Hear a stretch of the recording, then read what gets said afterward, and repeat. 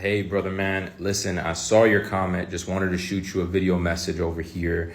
Listen, my heart goes out to you. My prayers are with you. Listen, I was stage 4 too. I was stage 4 too. My odds were, 20 to 50%, not really good odds. Basically every doctor that saw me, it was not positive. I could see it in their face. So I know what you're going through. And what I can tell you is this, if I made it, and I had stage 4, testicular cancer, you can make it too.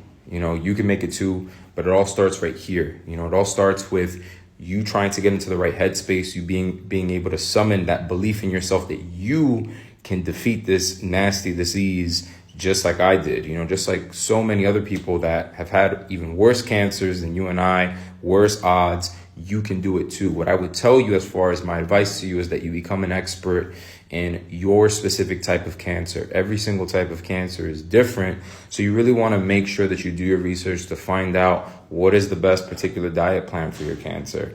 What makes it worse? What makes it better? Get yourself involved in an exercise program, especially if you're doing chemotherapy. All these things are very important. Meditating, prayer, these are things that I did daily to visualize myself healing. So that's what I would recommend. As far as what I know from prostate cancer, I know that high testosterone levels make it worse. So definitely checking up on your testosterone levels and, talking with your oncologist to see what can be done there is very important.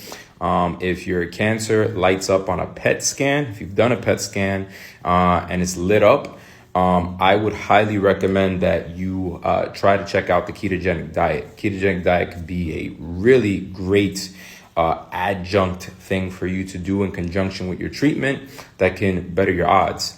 That's what I did. So you could do that. Look into alternative therapies as well in conjunction to what you're doing, like hyperbaric oxygen therapy, fasting. There's a lot of stuff out there. You just got to do your research.